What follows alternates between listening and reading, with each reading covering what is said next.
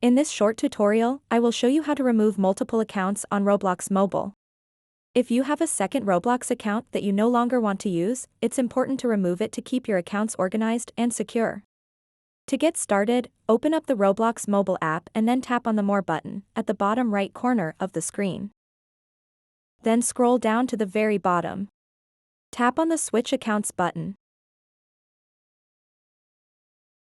What you want to do next is tap and select the Roblox account that you want to remove from the device. It will switch you to that account. Then tap on the More button at the bottom right corner of the screen. Scroll down to the very bottom. And then tap Log Out.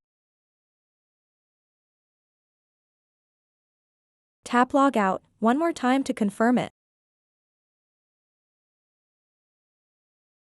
Now that other account is removed from your device, you can easily log back into your main or remaining account. So that wraps up this tutorial. If you have any questions about this whole process, please let me know in the comments section below.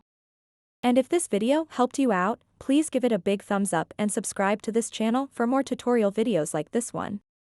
Thank you so much for watching and have a good day.